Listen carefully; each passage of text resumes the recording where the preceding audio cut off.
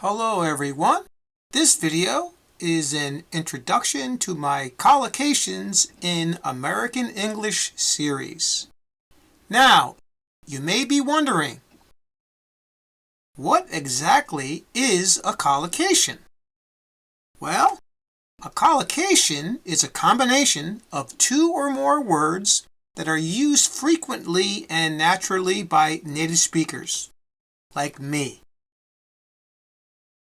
They are essential parts of the nuances of the language and are very difficult for non-native speakers to master because there really are no rules about why they go together or colligate.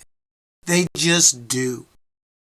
Now, a collocation consists of a main word and a word or words either before or after it.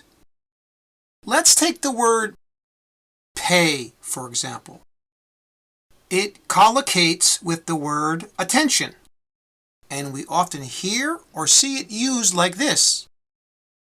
The teacher told the students to pay attention in class.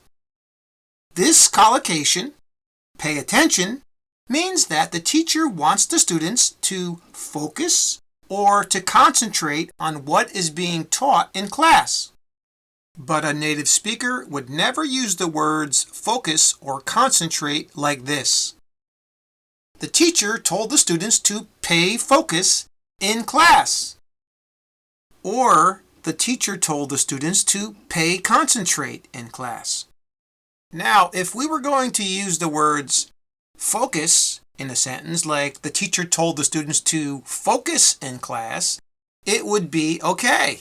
It would make sense, and it's something that naturally you would hear in the language spoken by native speakers. Or even the teacher told the students to concentrate in class. All right? It means almost the same as pay attention. All right? But we would never hear a native speaker say pay focus in class or pay concentrate in class. Both of those combinations would be very strange for native speakers to hear. They're just not naturally used in the language, even though we would get the idea behind them. Okay, so that's why I made this series, is because I want to help non-native speakers speak more like native speakers. This is something that you'll hear. You're going to hear native speakers using these combinations, these collocations, probably everywhere. You'll also see this when they write. Got it? Let's now look at how collocations appear in the language. They take many different grammatical forms. Here are some examples. The first one we have is a verb plus noun combination, like the example, Jerry set a new world record in the high jump. We have the verb set, and then we have the noun world record, well, a new world record. But we wouldn't see this collocation like the next example. Jerry made a new record in the high jump. We usually don't say made a new record, even though you would get the same idea as set the record. But set a new record, that's the collocation we're looking for. Next, we have noun plus verb, like the example, my computer freezes when I run too many programs on it at the same time. We often hear this, your computer freezes or freezes up, we say, right? We would never hear, my computer suspends when I run too many programs at the same time. Even though suspend kind of means the same as freezes in this kind of a context. Okay? Freeze to kind of stop or slow down. It gets really slow. Suspend, same kind of a thing, right? But it's not a good collocation like a computer freezing. Got it? Next, we have noun plus noun. For example, Billy felt a sense of achievement after he completed the marathon.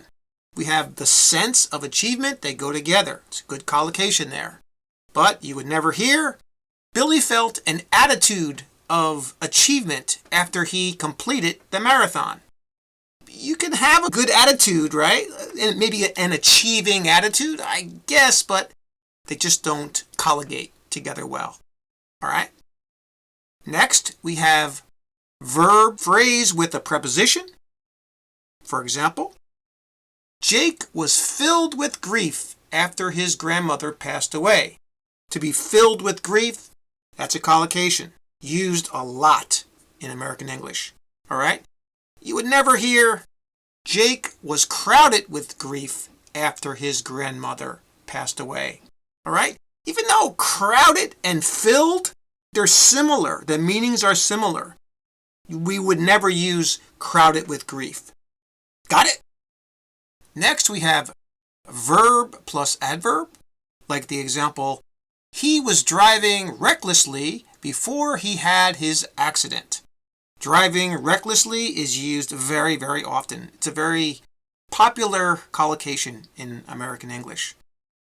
But we would never say, he was driving riskily before he had his accident. Now, recklessly and riskily are similar words, but they're not used in the language, like driving recklessly. All right? So that's why that would not be a good collocation, driving riskily, even though it does make sense. And then we have adverb plus adjective. For example, I was pleasantly surprised by my high score on the last math test. All right? To be pleasantly surprised, used very often. It's very popular. But we would never say, in this context, I was charmingly surprised by my high score on the math test. Pleasantly, charmingly, they're similar.